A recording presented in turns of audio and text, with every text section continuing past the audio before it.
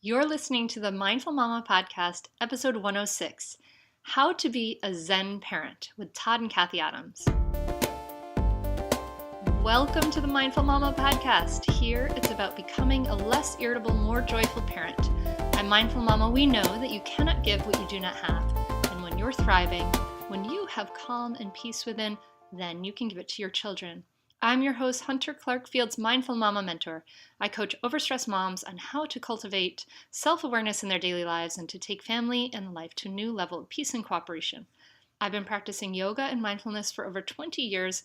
I'm the creator of the Mindful Parenting course coming soon, and I'm the mom of two girls who challenge me every day to hone my craft.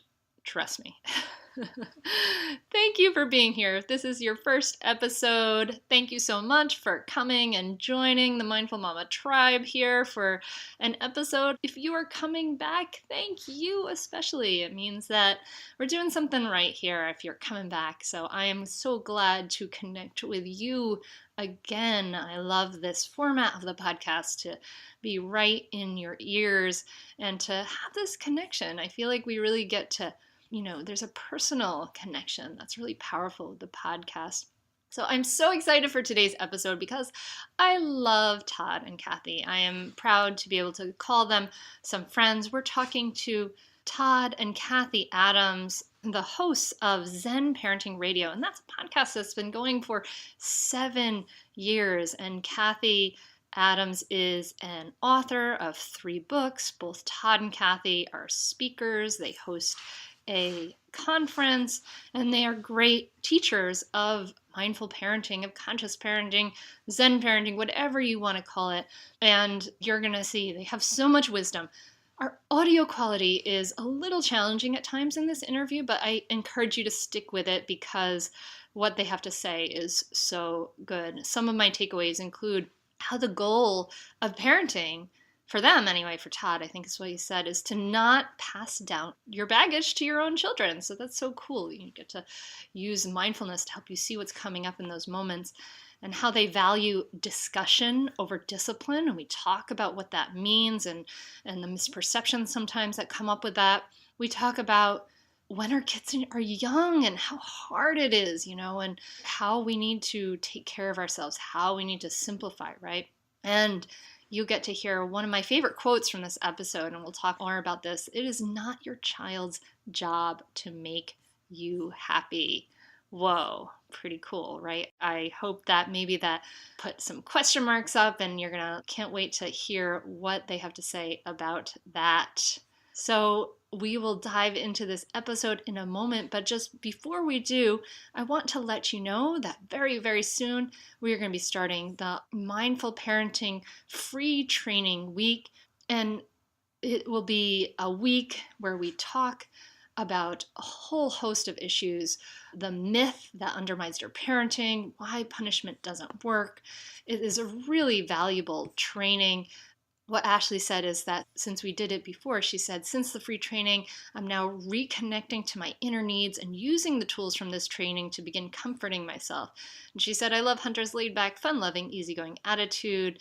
And she said, I would recommend this training to my friends because it is a great introduction to mindful parenting styles. And Christina said that she now has a more positive outlook, focusing more on self-care. It was a great reminder of what's important. So I hope you'll join us and hundreds of other moms from all around the world at mindfulparentingcourse.com/free training. So make sure you head over there and be a part of it. Be a part of this Mindful Mama movement. And now on to this episode. Hey, Todd, Cathy, thank you so much for coming on the Mindful Mama podcast. Thanks for having us. Thanks for having us. I'm so glad you guys are here because you're amazing teachers, and yours is the only podcast that I real regular listen to, and I listen to a lot of podcasts, and you're my regular peep, so I feel like I know you. Thank you very much. We appreciate that. So I've introduced you to the listener, but you are a husband and wife team. You talk about self-awareness. You talk about parenting from a peaceful way. How did you guys get started with the podcast or with this work in general? I know it probably started with you, right, Cathy? Yeah, it did. So I think, what was it? It was like 7 or 8 years ago, I wrote my first book. It was called The Self-Aware Parent. And I was kind of making the rounds promoting it. And podcasts weren't a very big deal then, but I went on a podcast called Parenting Unplugged, which is no longer around, but which two really great people, Todd and Laura Mansfield. And after the interview, we just ended up chatting and really realizing we were on the same page about everything. And they said, you know what? You should do a podcast and you should talk about what you talk about in your books. And their recommendation to me, though, was that I not do it by myself, that I had somebody maybe to talk back and forth with, because that was their model. And so I was downstairs doing this interview and having this conversation. And before I even asked Todd, I said to them, oh, I know exactly who to do it with. I want to do this with my husband. So I basically just walked upstairs and said, Todd, I think we're going to do something really fun. And she didn't even consult. And the reason I knew that Todd would be the perfect person to do this with is, even though it started out as my work or kind of the way that my kind of way of being or internal work that I was doing, the conversations that Todd and I had all the time, I mean, before bed or at the kitchen table or when we were in the car, always revolved around these things. Our own individual self-work. His looked different than mine, and he didn't necessarily agree with everything I was doing or vice versa, but we always had these really deep dives. So I knew that it would be interesting in our initial, we don't really use this tagline much anymore, but we said a logical and practical dad and an emotional and spiritual mom. And that's really kind of how it started out. But that was 7 years ago. And I think we're kind of more on the same page now. Would you agree, Pat? So when you had your first baby and that baby started growing up, you have 3 daughters, was your parenting style really different then? Did you shift or change at all along the way? And was it different from the way your parents parented you? It's definitely different, and I probably parent differently today than I did a year ago. And I'll probably parent different a year from now, because kids are not equations to figure out. They're alive human beings that throw a lot of curveballs at you. So you have to kind of be on your toes. But you talk about how we got parented. One of my favorite things to discuss is that although my parents did the best they could with what they had, they also gave me a lot of their baggage. And my goal as a parent is to not pass my baggage, which I have and I continue to try to work through, down to my kids, because my kids are going to carry their own bags.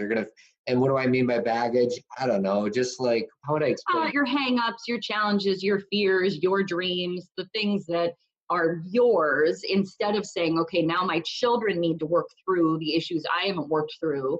Instead, It's I'm going to work through the things that are mine and allow my children, they're going to have their own issues. It's not like you're ever going to raise children who don't have their own struggles, because they will, just by being human beings. But I'd much rather my children deal with their own decision-making rather than deal with the issues of us. Well, and I'll give you a perfect example. We have this Team Zen thing, it's a subscription thing, and there was a person out there who had a hard time because their 6-year-old, they were having a hard time with some social awkwardness, because they thought that the 6-year-old should be more polite, yeah, more conversational when grown-ups are talking to them. And believe me, I can relate to that, because social interactions are an important element of our society. And I want our daughters to be able to do that with a lot of comfort and ease. But when they're 6, that's a really hard time to be able to teaching regular manners. And so what I encourage this person who was asking the question is, seek inside yourself of what is coming up in you when these social awkward moments happen. Because really, it's not about the 6-year-old who's not looking at a grown-up in the eyes when they meet them. Instead, it's really about, how this person is feeling in that moment as the parent. Yeah, the parent feels the social awkwardness. The parent feels that kind of like, well, my child is an offshoot of me. So if my child doesn't look in the eye or is somehow perceived as rude, then that somehow means I'm a bad parent. That's a heavy load, and none of it's necessarily true. And that when we force our child, I'm just using Todd's example, when we say to that 6-year-old, you have to talk to that adult, you have to do that, we're not advocating for them. We're trying to make sure we don't feel uncomfortable. Yeah, in other words, we're passing down our bags. Exactly. Yeah. So that's the question, I guess, like then I guess it takes our own self-awareness, but that idea of when do we know when we're passing on our baggage, like that in that moment with that parent who's saying, I want my child to be able to talk to talk to adults and look them in the eye and things like that, that parent is feeling that discomfort. So is it the discomfort itself? Like, is it our triggers ourselves? Are these the things that tell us, when we have stuff that's maybe our own stuff and not necessarily our kids? And how do we discern between them? So it's a very good question. And I think that this can be very tricky because this is going to be different for everybody. One of the reasons that Todd and I, or let me just speak for myself, that I also write. But one of the reasons I love to do the podcast is we can really discuss through these nuances, because sometimes when you write, if it be a book or an article, people are looking for a final answer about something. And that's very fine because it's very different depending on who the adult is, who the child is, the age, the home environment. And I think in these situations, I liked your language because a lot of times when we feel the social awkwardness, we can, instead of feeling ashamed that we're feeling that social awkwardness or beating ourselves up, we can recognize that this is something that is important to us, that we want to make sure that our children have a sense of self and being when they're with other people. But how we can distinguish between, am I doing this for them or am I doing this for me, is have we set some kind of timetable and expectation where we've said, you're 6 years old, you should be able to do this? Or do we just continue to role model it ourselves, how to be socially kind, how to look people in the eye, not only in front of them with other people, but with our own children? And after a situation that maybe is socially awkward for you or for the child, to bring it up and say, that seemed like not in a punitive, I'm going to punish you for this, or you embarrassed me kind of way, because that's just called shame. But that seemed like a really difficult conversation for you, was it?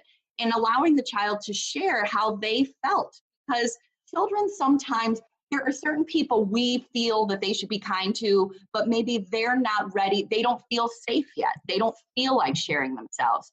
And if we allow them to make those decisions as they go along, and of course, role model and guide, then what we're teaching them is to trust their own intuition and their own sense of being as they grow up. One thing that Todd and I can now say, which people 7 years ago said, oh, it's going to be so different when they're teenagers. When we started this, our oldest was 7, and now our oldest is 14. My oldest used to be and I'm putting this in quotes, shyest kid. The one who I had to sit in gymnastics class with, the one who didn't want to say hello to people. The one who did not talk to her preschool teachers the entire year. And the teacher said, well, we think it's a problem with Casey because she's talking to her classmates, but she's not talking to us. And we said, why is that a problem? Yeah.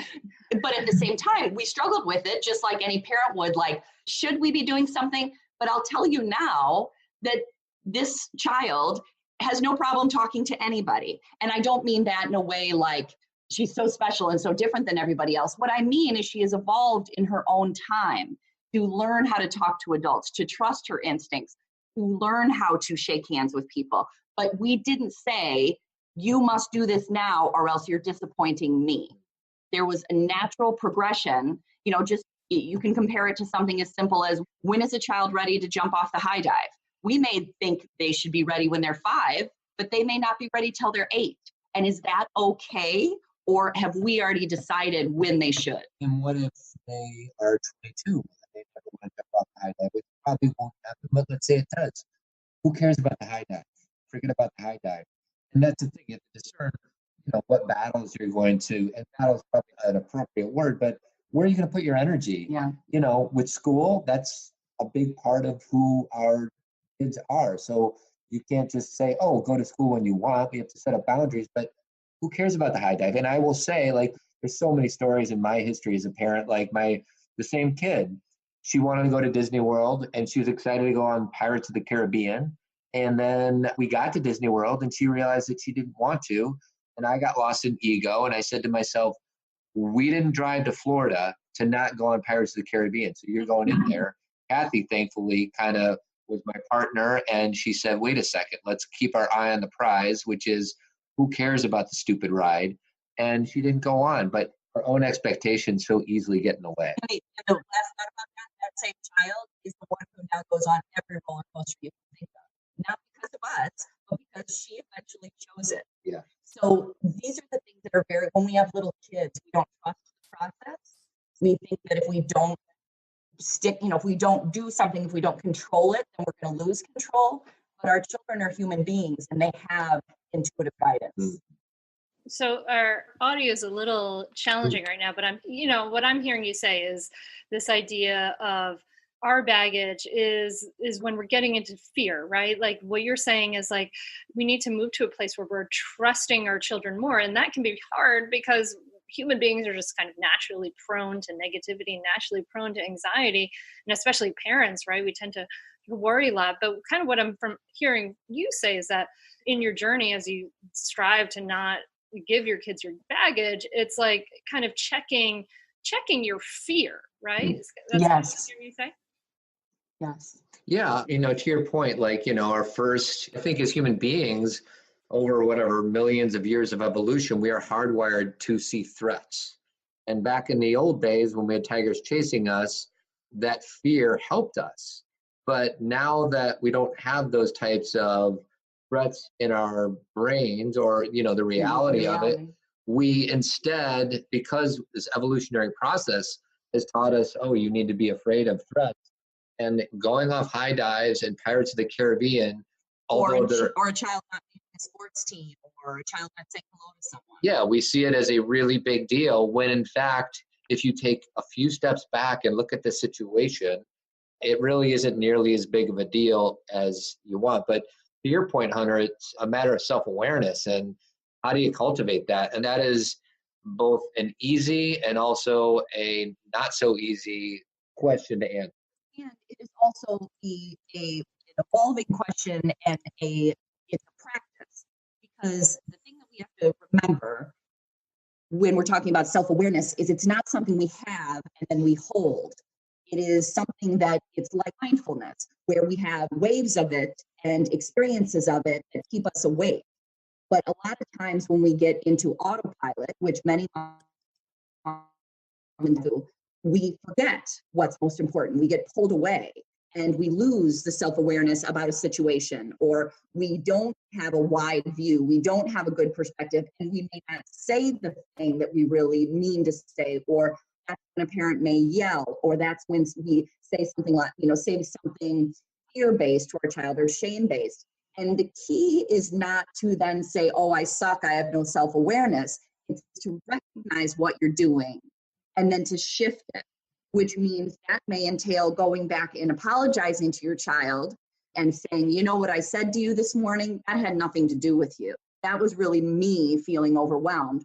Or if it doesn't necessitate an apology, meaning you didn't do anything overtly with your child, you just yourself, wow, I was really, really on autopilot the last 3 days. I'm going to be more conscious tonight when I'm eating dinner with everybody to really be a good listener. That's what self-awareness is. It's not, if anybody walks around saying I'm self-aware all the time, they're lying to you. That's a more egoic kind of thing. Self-awareness and mindfulness is a daily moment-to-moment practice. Absolutely. Absolutely. Yeah. To be able to see what we're doing and how we're thinking and what these reactions are. It's kind of like the difference between kind of being under a waterfall, right, and in the water versus kind of standing in front of the waterfall and seeing the water in front of you and getting that whole big picture, right? You're saying like, that's a great image. Yeah. Let's look at what's going on and where is this coming from and how am I feeling in those moments. So you talk about on your podcast, you talk about the idea of having conversations with your kids rather than punishment. So I would love for you to talk to us about punishment, like what is punishment useful and what is your approach as far as going towards like having conversations versus punishment? Well, this is probably the place where we get the most emails about our show, because I think there's a misperception that the idea of having conversations with our child is it's a permissiveness or having a lack of boundaries or lack of consequences. And that's not the case at all.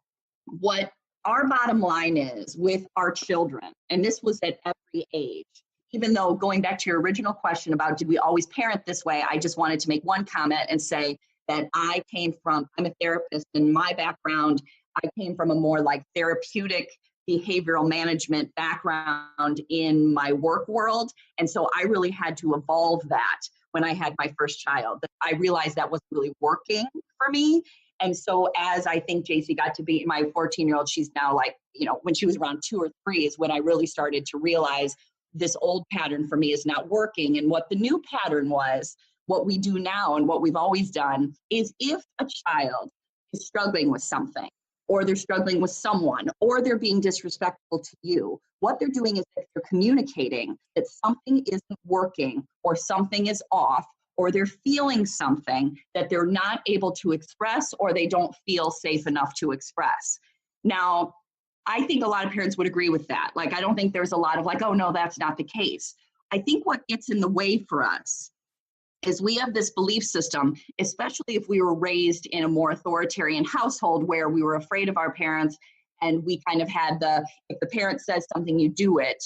And I shouldn't have to tell you to put your shoes on twice. And I shouldn't have to explain this to you. You should just do what I say because I'm the parent. If we have that model, either in our cellular memory, meaning we grew up with it, or we kind of have it societally, like, that we think that good parents are the ones who control their kids. And when our children are either angry, they harm something or they do something, we think that we should exert that control or that authoritarianism. But really, that's only touching the surface of what's going on. We're not getting into why are they doing that? Why are they using those methods? Now, here's the thing. This takes time and practice.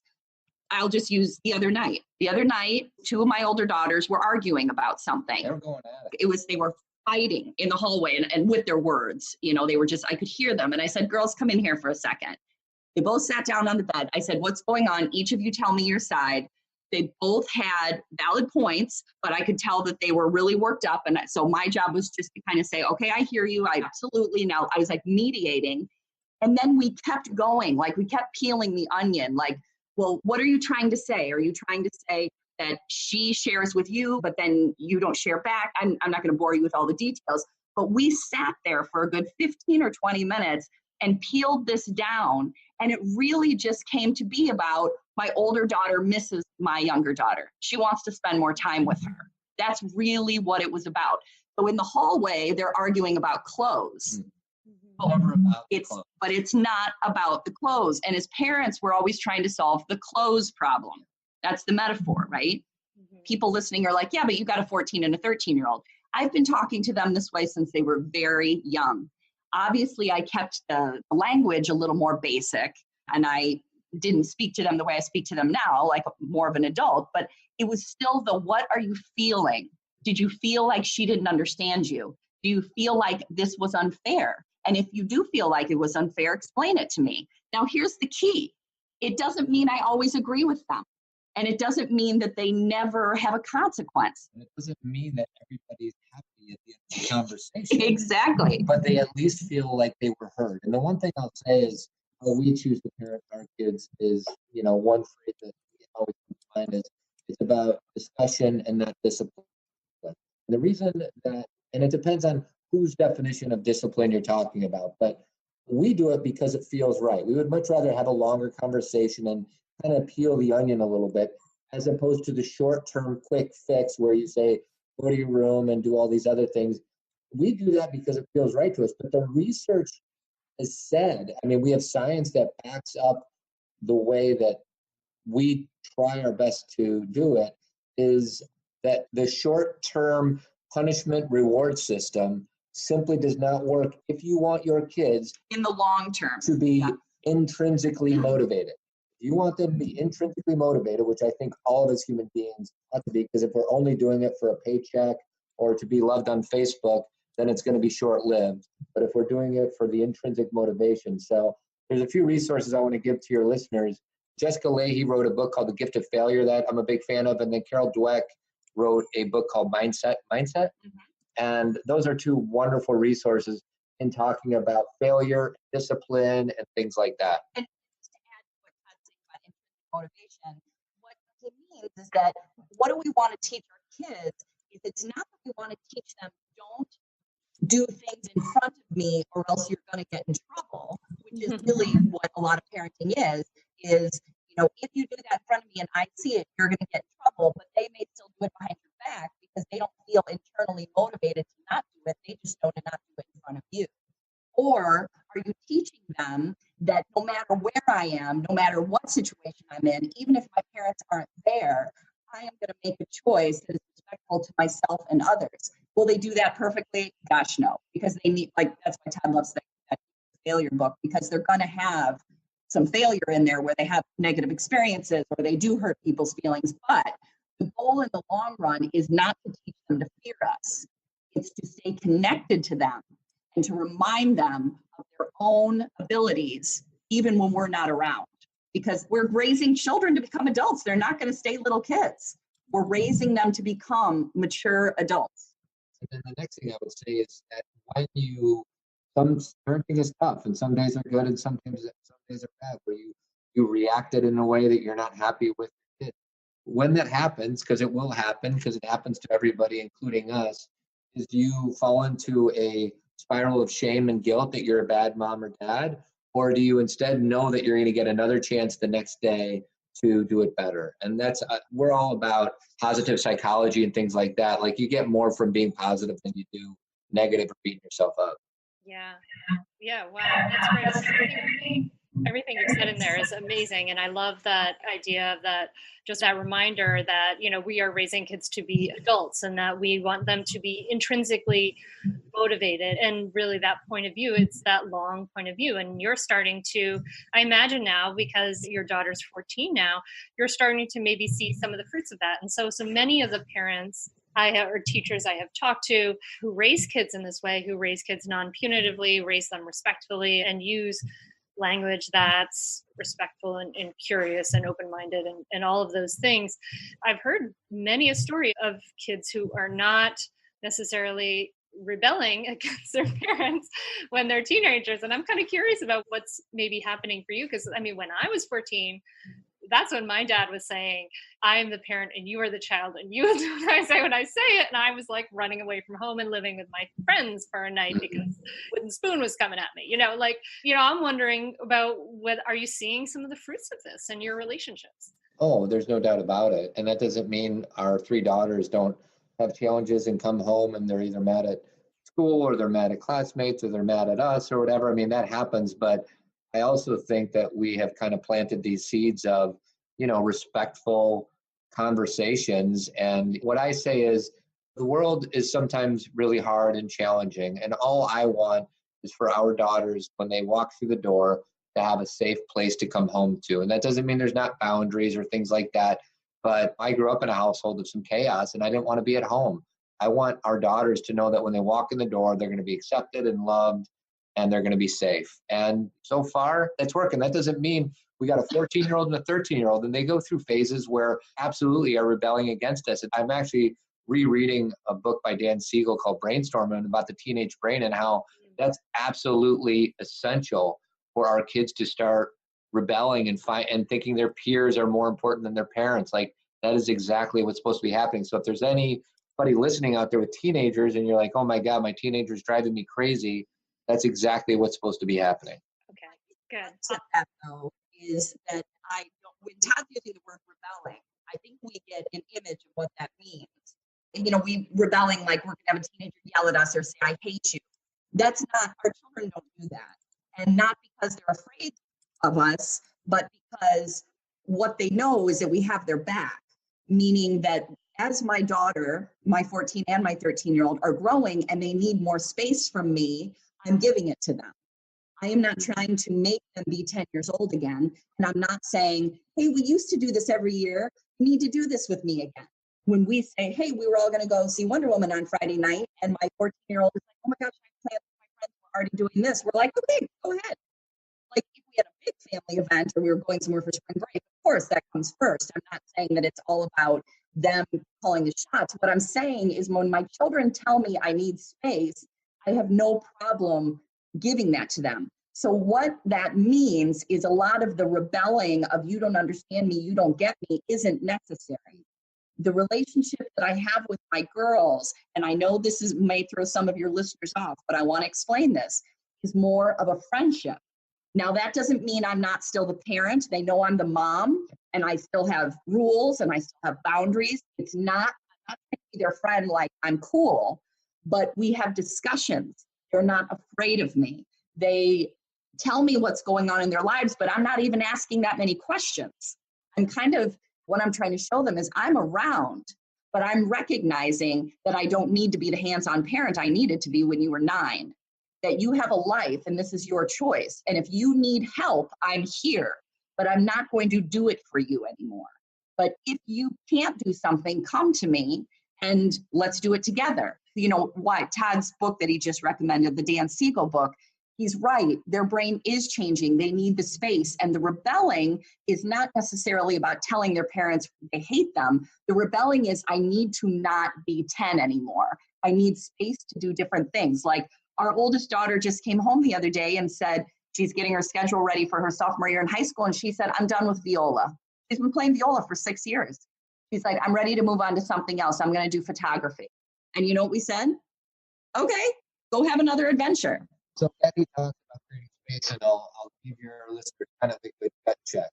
And I still am guilty of this, but I'm getting better. When our 10-year-old gets in the car and I pick her up from school, or say your kid comes home from school, you know, the first thing that us parents are like, how was your day? What happened? How'd you do on this test? How are your friends? All that. Like, ask yourself, and it's hard for me to do this, but sometimes she gets in the car and I don't say anything because they've been on for 7 hours.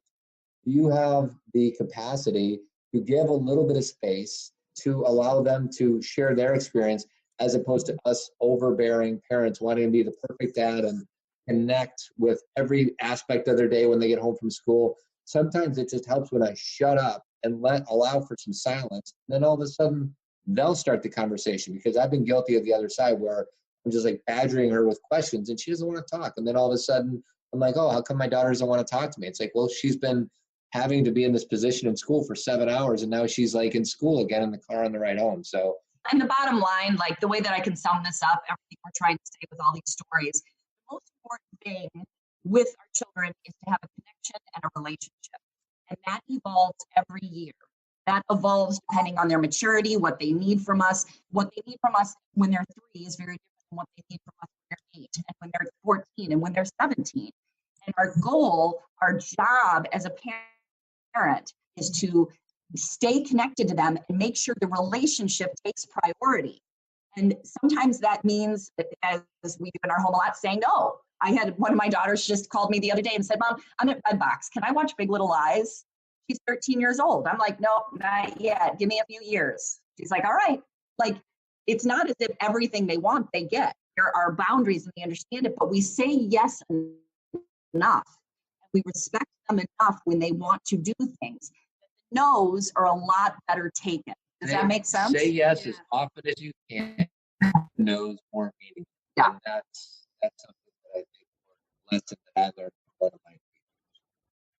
Yeah, yes, absolutely. So, you know, and you guys have talked about this plenty of times, that idea of investing in our relationship bank account so that when we have to withdraw, we've got some funds there, right? So, and I love exactly. the idea, you know, it's a relationship. And really, that's what we really need to remember, that this is a relationship we're going to have for life. It's not necessarily about controlling every behavior. I think we come from such a behaviorist point of view, kind of culturally, that can be a hard shift for people to sort of shift into that mindset, which is why I think resources like your podcast are so wonderful. So I would love to shift from kind of go back in time from now. You've got these 13 and 14-year-olds to when they're younger. So I have a lot of moms write to me and they have kids who are 3 and 2 and things like that. And they say things like, you know, I feel so frustrated and overwhelmed all the time. I get so frustrated so easily with my children, and I'd like to stop yelling at my children. What do you say to parents of younger kids who are really struggling with, like, they're just coming to this point of like, oh my gosh, I'm one gigantic button to be pushed. I'm feeling overwhelmed. I'm feeling frustrated. What do you say to these parents? Well, like you, Hunter, we get those questions all the time on the podcast. And even though I'm further away from that time, I can remember it like very, very easily, because there is an isness to that time I was just saying on yesterday's podcast that I have this picture that's framed in our family room of I had a 4-year-old, a 3-year-old, and a 1-year-old on my lap. And I always look at that picture and go, how did I take a shower? Like I don't remember how I managed the physical expectations of that time, because you're doing everything for them, literally making their food, getting them somewhere. You can't leave them alone. The 4-year-old may not even nap anymore. It's just, and I think if I could speak to myself at that time again, or to parents who are in that place, is first of all, an acceptance and an isness to it, that instead of beating yourself up and keep saying, I'm doing it wrong, and it must be something else I can do about this, and it shouldn't be this hard. If there is a sense of, yeah, that was tough, or today I'm tired, that it's like, yes, there's a surrender, not a surrender like there's nothing I can do about this, but this is normal. I am in the throes of young children. And then simultaneously, when you do find yourself saying, I'm overwhelmed every day, there are some pieces you can't let go of. You have to keep feeding the kids. You have to keep putting them to bed. They have to keep bathing. But what are the things that you're doing that are unnecessary? What are the pieces of your life that you can maybe minimalize, or the people that you can say, no, I can't meet you for a play date, or I don't want to go out Friday night, or you don't have to be a room mom again for the third week in a row. Correct. You can say, I can't volunteer. So you don't have to live on an autopilot of overwhelm. Because moms put themselves last a lot. And sometimes you can't put yourself first because you've got kids that need support and help and food and everything. But there are times when you can choose yourself over somebody else. And that is sometimes hard for a lot of moms and dads to do. I have a good book suggestion, Hunter, for your listeners. Yeah, go ahead. There's a book called Soulful Simplicity by Courtney Carver. Oh, I'm interviewing her soon. Yeah. Oh, she's lovely. And it's so funny that you're interviewing her, because she keeps popping into my life. Like, she was in a movie, she was on the Good Life Project. I've seen her. And so of course you're interviewing her. She's everywhere. And so her book, so you've obviously read her book and you know her story. Her biggest takeaway is you don't have to wait until you get really sick, or until somebody else gives you permission, or you don't have to wait until something really goes wrong. If you feel overwhelmed, that is an indicator of, I need to maybe shift a little things or let go of a few little things so I can do this this challenging time with little kids, just a little more self-aware, or with a little more self-care. It doesn't mean you're not going to get frustrated. It doesn't mean you aren't going to have days where you're like, oh my God, this is the hardest job. You want to know why? Because it is. Like, acceptance. But it does change and evolve. They do grow. They grow. It feels like forever, but it's true. They do. It feels like such a long time. That longest, shortest time is such a name for that time. So would you say to moms, like, you should be putting yourself first? I mean, because it seems like it's so hard for moms there's such push in our society, that whole martyrdom thing, like that it's selfish to put her to take care of our own needs, and our kids must come first, and all of that stuff. Like, so would you say to moms that it's important to put yourself first? Well, you have to. Like, I kind of, when people question me on I can't put myself first, it doesn't make any sense to me anymore, because the only way that you can take care of people is if you are okay to take care of people. Like, the only way that you can raise healthy children is if they are spending time with a healthy mom. The only way, and when I say healthy, I'm not talking about illness necessarily, it could be, but I'm talking about someone, if you want your children to be self-aware, then they have to be recognizing your own self-awareness. If you want children to learn how to take care of themselves, they have to be watching you do it. If you want to raise children who are kind, they need to be having a relationship with you where they're experiencing kindness from you, not in a permissive way, but just in a respectful, responsible way. So when parents tell me, I got to put myself last, or I got to put myself first, the visual I get is a glass. As somebody who is practicing self-care and self-awareness, I visualize a glass that's full of water that has the ability to give water to their children. when people tell me that, because they can fill up a few other glasses of water because they're a full glass of water. The visual I get when a parent tells me they're overwhelmed and they're martyring out and they need to put themselves last, an absolutely empty glass of water, and they keep trying to give their children water, but their children are thirsty because they're not getting it, seeing and experiencing it. They're not getting what the parent really wants for them. So self-care to me it is. I mean, you have to take care of yourself first. You have to, if you think you're going to be patient with your kids, you got to sleep a little bit. And again, I know when they're infants and they're little, that's hard. There are phases where there's some grind, and I get that. But if you really want to enjoy being with your kids, then you have to be away from them sometimes. It's very paradoxical. But if you want your children to enjoy friendships, they need to see you enjoying friendships. One quick story is Cathy used to hide the fact that back when our kids were younger, she'd go out with her friends every month or every 2 months, whatever it was.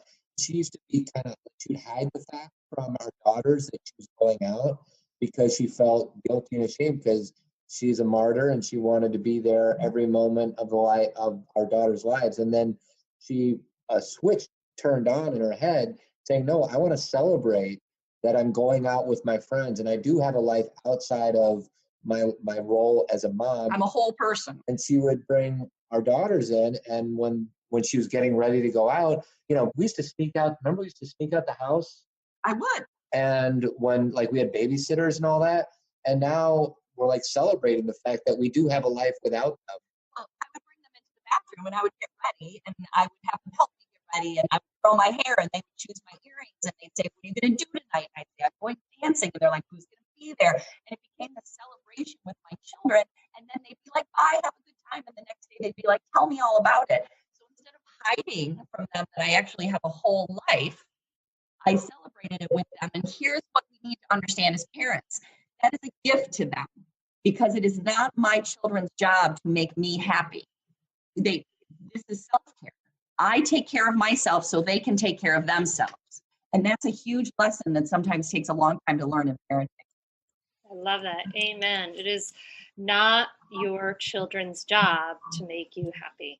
That's really beautiful because we tend to put too much pressure on our children to be everything for us, and we need to have our own lives. What are you saying? Yes. Amen. So I'm really excited to come to your Zen Parenting Radio conference. There's been a lot of talk about, I think now this idea of getting together in person just has so much power. It's something that I've been doing is putting on retreats and getting together in person. And I'll be seeing you in Chicago. You're putting on your third Zen Parenting Radio conference. You want to tell people about where they can learn about it? Yeah, we can go to Zen. What's the website? It's actually zenparentingconference.com, or you can go to zenparentingradio.com and you can find it there too. But zenparentingconference.com is where all the conference information is. And it's a 2-day event, Friday, March 2nd, Saturday, March 3rd. Along with Cathy and I, we have 5 other speakers. The keynotes are Cheryl Strayed, the lady who wrote the book Wild. An amazing, and her Dear Sugar podcast and Tiny Beautiful Things and Brave Enough, her great quote book. There is a man by the name of Mike Domish who wrote a book called Can I Kiss You? And he runs an organization called the Date Safe Project. It's all about consent and both teenage and adult sexuality. He does his best to communicate a message of maybe removing or at least alleviating some of the awkwardness that we sometimes have when talking to our kids about sex, because it's such a hugely important topic. And then we have a singer-songwriter and women's advocate. Yeah, her name is Milk, and she's the woman who wrote and sang I Can't Keep Quiet at the Women's March, and she's been everywhere lately because her new album just dropped, so she's been on all the TV shows, and she's not only going to perform for us, but she has a story of how she got to I Can't Keep Quiet and why she decided to start speaking up. So she's definitely a very timely speaker. And then, of course, on Friday night, Todd and I speak along with our really good friends, Dr. John Duffy, and Annie Burnside, who are not only good friends, but are really wise teachers and authors. And our audience always loves hearing them. So we're really excited. It's going to be off the hook. So if you're listening to this when it first comes out, come and meet us there. Come and find me there, and I'll be just in the audience enjoying it. If you're listening in the future, just check in. Maybe there'll be another one happening. Whatever. Oh, and Hunter, we could give like a coupon code. We'll just call it Hunter, and it'll be $25 off of the conference for your listeners. If anybody wants to join us, that might help a little bit. So awesome. We'll take it. That sounds great. Todd and Cathy, I appreciate you taking the time. I really appreciate your honesty and your wisdom and your realness about parenting, about how difficult it is, about how joyful it is. And I even appreciate your movie clips. And when I listen to the podcast, I think that what you're doing, just taking this and starting this conversation, continuing this conversation that's so needed, incredible ripple effects around the world. So I just want to say how much I appreciate your work and taking the time to come onto the podcast with us today. Well, thank you. We're happy to be here, and we appreciate your work too, Hunter. Yeah. So thank you. I feel like we're all in this together. thank you.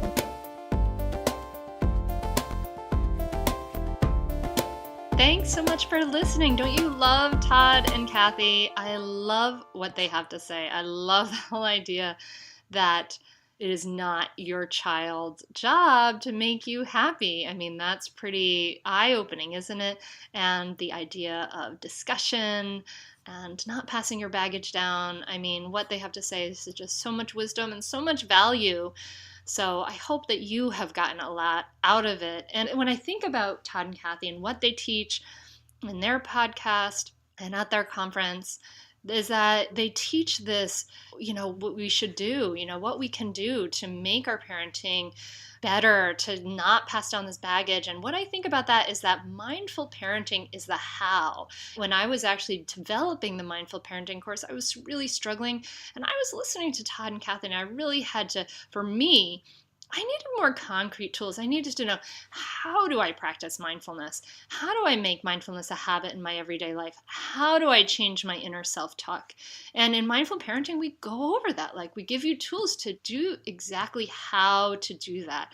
And we also give you the tools and exactly how to talk so that your kids will listen to you and they'll be less resistant. I find that oftentimes, we talk about that need to pause, but then what do you say? I mean, for me anyway, I didn't have the background of being a therapist, and I had the background of some unskillful language, so I had to learn how to talk, and that's what we teach in mindful parenting, both how to reduce your reactivity, change your inner self-talk, and then how to change the way you talk to your kids. So it's the how.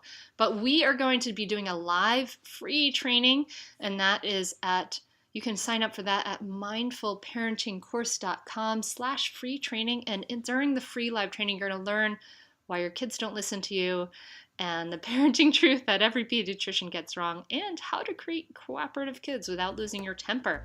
Pretty cool, right?